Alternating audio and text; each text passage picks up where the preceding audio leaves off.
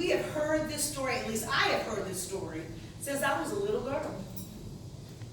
You know, sometimes they'll say the 5 virgins, the 10 virgins, the handmaidens, things like that. This is a math equation, really. And if you get it, you understand that you can be in the crowd, the God crowd, and still only 50% of us make it out. Not because we didn't believe, we were not ready. Do you hear me? You were not ready. It's not that they didn't believe. The greatest enemy of knowledge is not ignorance. It is the illusion of knowledge. I said this last week. We cannot afford to feel informed. We must be informed about who our God is. And God is oozing the power of God in this story. Because you would think, well, God, these people have served you. Have mercy. They ran a little low on oil. Did you know they wouldn't give them any? What does God say to these people? I don't know you, deuces. That should scare the bejeebus out of you. Because we're talking about church folks who have come in and they do whatever's necessary, listen to their pastors, don't listen to their pastors, go to work. Guess what? You are the lamb. But have you had a refill of oil? Next slide, Mr. Caldwell. This particular chapter is loaded with parables. Parable of the faithful and unfaithful, the wise and foolish, of the talents. All of them come to a similar conclusion. Be faithful until the Lord comes. Be on alert for the coming of the Lord. Be faithful until the Lord comes.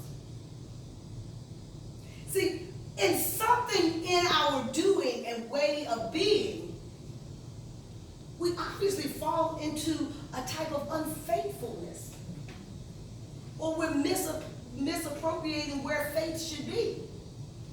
Because this story should be frightening to you. All of these women went to sleep. All of them. You can also match this up to the Garden of Gethsemane. They couldn't take it. They all went to sleep. But when they all became woke, not all of them were ready for what was about to happen. Right? Next slide, Ken.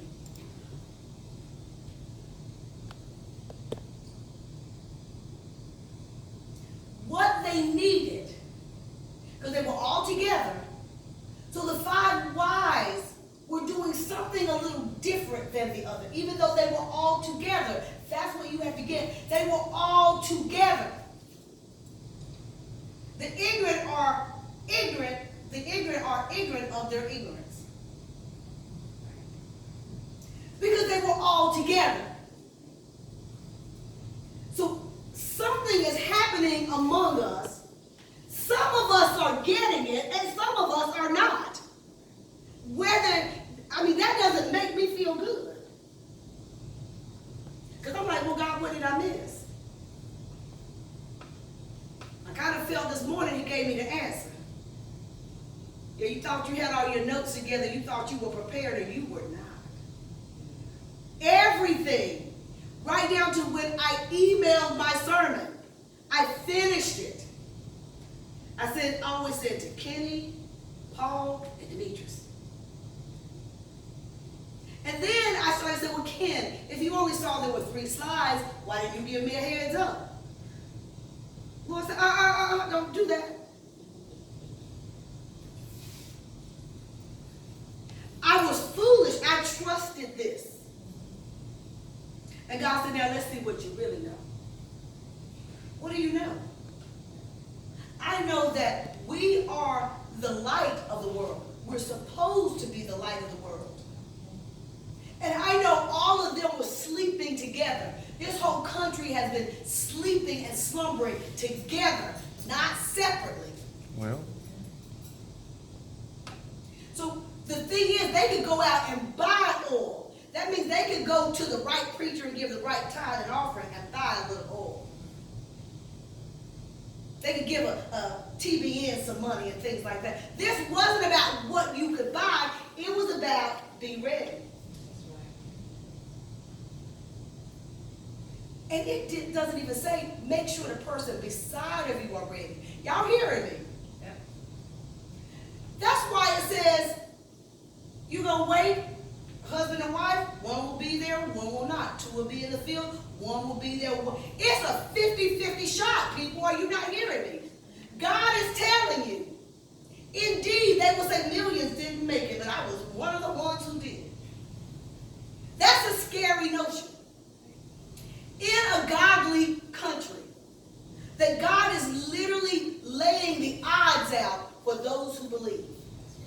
So if you think you've done all you can, I'm here to tell you you haven't. And I don't mean just what you do in the church. Something happens when we go out in the world. Something happens when we go to work. Something happens in the grocery store. We're missing it. That's your sleep time, people, and you should be woke. Is that easy? Because that's on me too. See, I'm not going to sit here and say like some preacher, y'all need to catch up. I'm with you. That 50-50 slapped me in the face. And I honestly said, God, that's not cool. Come on, that's not cool. What's going on here? We all in one place. What if all of a sudden we look around, Shay's gone, Kenny, Moses, and Linda. We all gonna be looking around like, hey! That's the 50-50 odd, guys. I can switch it up and use other people. The odds are, if something happened now with the Lord returning, 50% of us would be sitting here.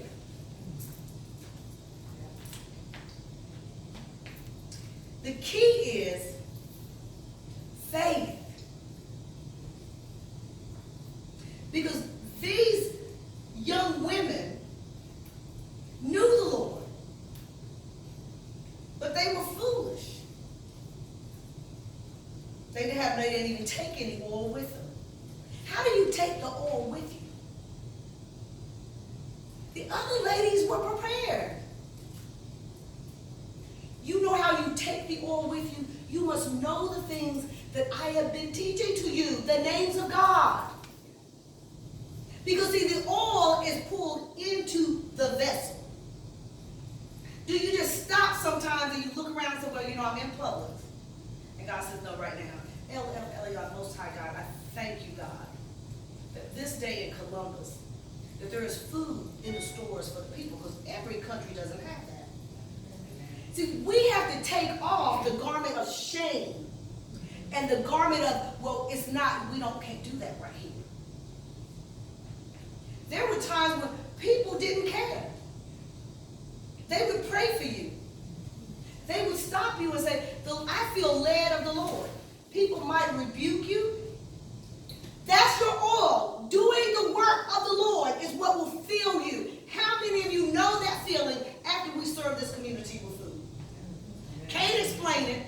You didn't get paid a dime. I probably harassed you.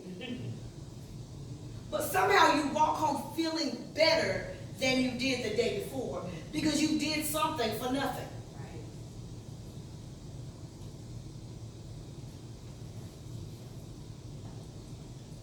I want to point out this too. Those who had their lamps filled, they didn't share. Y'all better hear me. This means that there is a type of singularity to what you have to do before your God.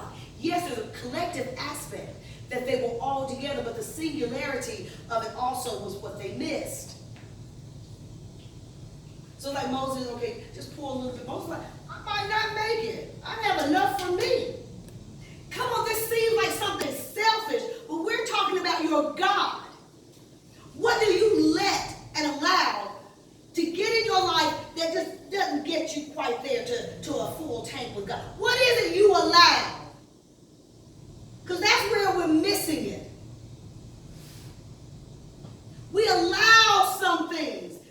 should not allow. Yesterday morning, Angela was doing a cleanup. Y'all know I didn't want to go clean up. And I rolled over, looking rough, brushed my teeth, and I said, no, this sister has helped us. I got over there. They were almost done. But then she said, what do you need? I went, well, we're cleaning. She said, no, I'm rotating some things out. And I brought a lot of goodies for you guys today. And as she and I left, I was not even a second from having a really, really bad accident. It was so, everything in my car fell up in my head, hit me. The lady just pulled in front of me. My rear view mirror went sideways. And I will tell you, I was like, God, is my lamp full? You didn't hit the car, did you? Just that fast. Yeah. There was no reason why that should not have been a major collision. Angela pulled over and was like, are you okay? Because I had boxes on my head. I was like, yeah, I need to move the boxes off my head. That's what I'm talking about. Because see, I didn't know that could have been my hour.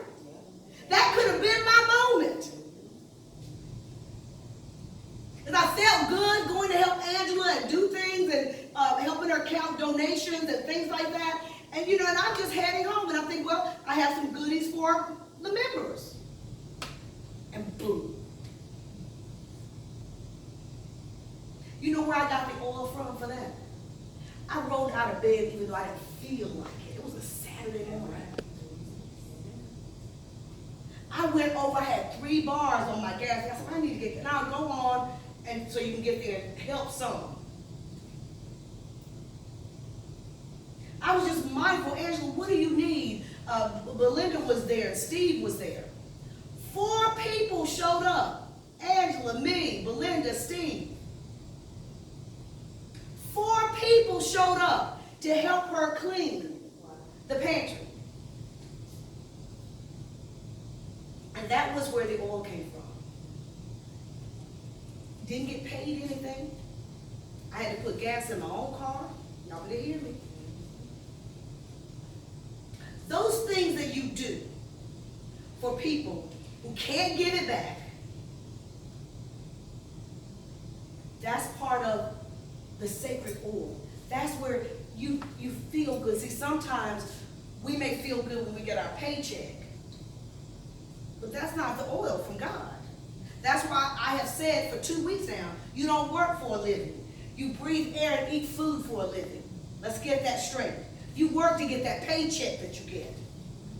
So in this country, we've twisted it. People think, well, I can't live if I don't have a job. Did you just say an entire sentence? Aren't you alive? Next slide, kids.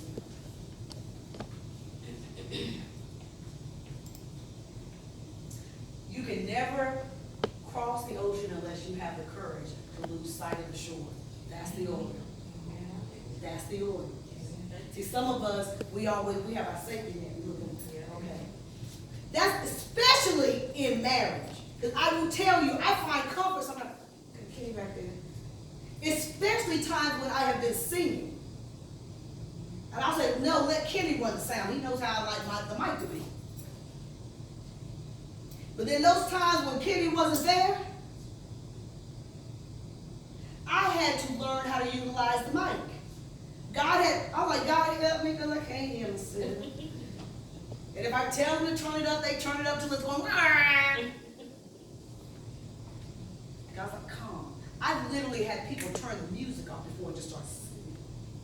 And say, don't you touch it, don't touch it. Because see, that trust in God is also an indwelling and a refilling of oil.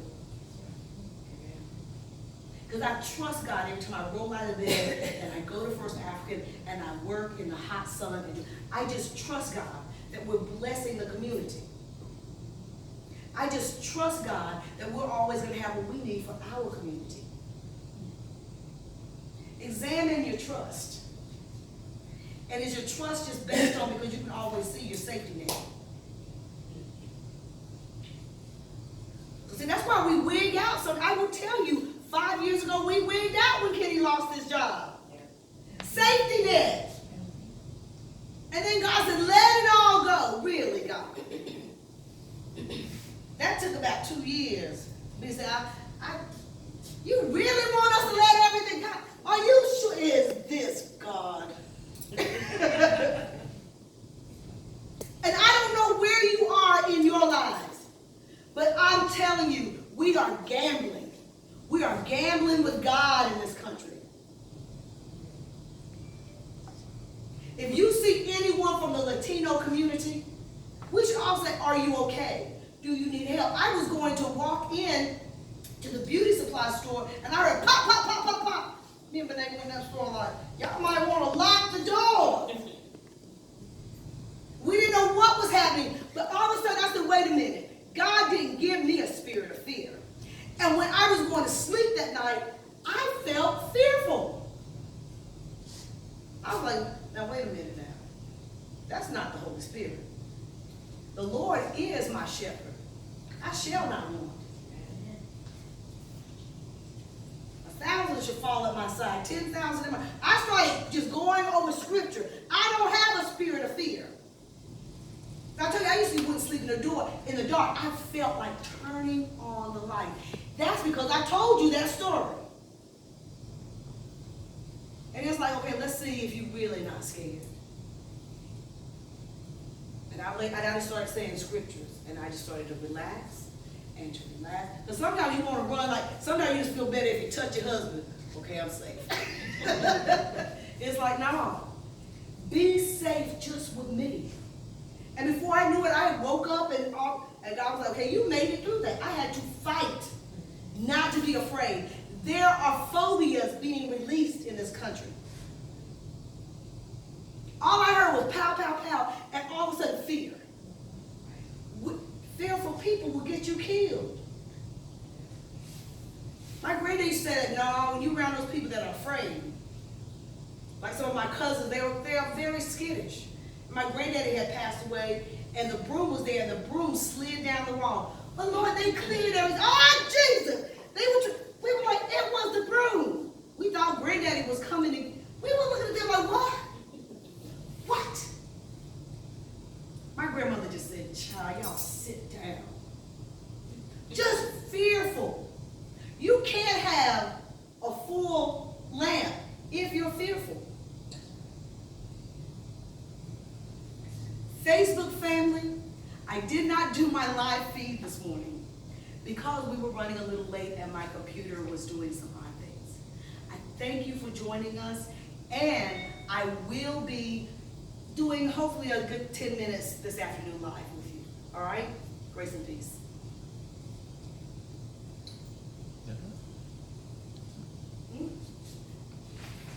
Kenny's talking to me.